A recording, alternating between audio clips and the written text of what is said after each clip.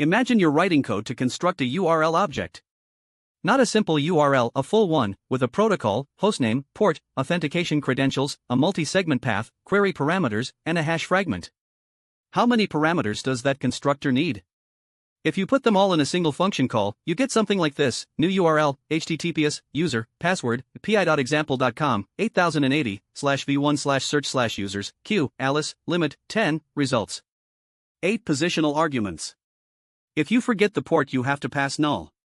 If you want authentication on some URLs but not others, every constructor call needs those fields. The code becomes a maze of nulls and positionals that no human can read or verify at a glance. The options object pattern helps. Instead of positionals, you pass a config object. But now you have the opposite problem: a large flat object with no guidance on what's required, what's optional, and how the fields relate to each other. You can still make mistakes. The error only appears at runtime. The builder pattern exists for exactly this situation.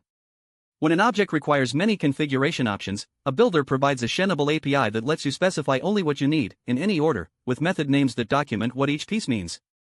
The result reads like a sentence: new URL builder.set protocol, https.sethost, pi.example.com.setport, 8080.set pathname, /v1/search/users.setquery, q, alice.build.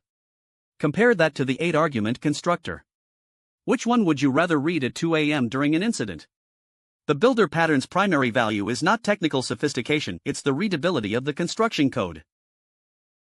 Let's trace through the URL object builder example from the book to see how the builder pattern actually works in JavaScript. The URL builder class holds configuration state internally. Each setter method, setProtocol, setHost, setPort, setPathName, setQuery, setHash, stores its argument in the instance, then returns this. Returning this is the key. It's what makes the chain work. Each call hands you back the same builder object, ready for the next method call. The build method is where everything comes together.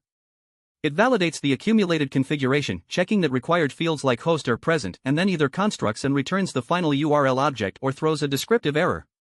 Notice what this gives you over the constructor approach. First, method names document intent. SetQuery tells you exactly what you're setting, far more clearly than position 7 of a constructor. Second, optional configuration is simply omitted: no nulls, no undefined, no empty strings as placeholders. Third, validation happens in one place, in build, with access to the complete picture of what was configured.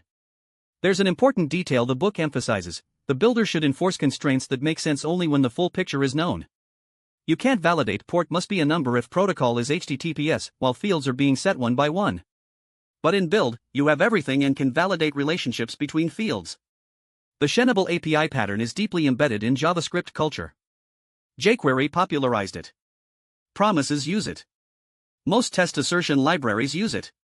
The URL builder is just one example of applying this natural JavaScript idiom to object construction. Next, look at how real libraries use builders and what they reveal about the pattern's range. 2 libraries illustrate how the builder pattern appears in production Node.js code, and they show the pattern at very different scales. SuperAgent is an HTTP client library. Instead of passing all request parameters to a single function, you chain them: superagent.get/API/users.set, authorization, bearer plus token, .query, active, true, .accept, JSON.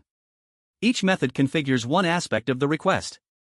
When you add .then, or call .end, the library assembles the actual HTTP request from all the accumulated configuration.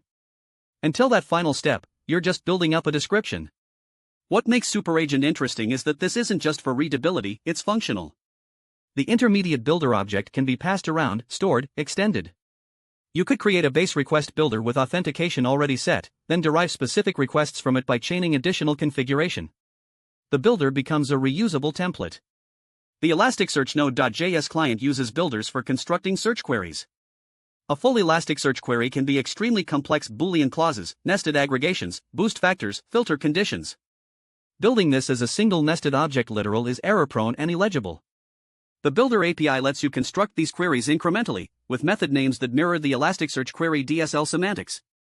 The common thread: both libraries deal with complex configuration that benefits from incremental assembly, validation, and readable construction code. The builder doesn't just make the API prettier, it guides you through the construction process and catches mistakes before the object is used. The builder pattern is most valuable precisely when you feel the pain of complex constructors or bloated options objects. When you hit that pain, that's your signal to reach for a builder.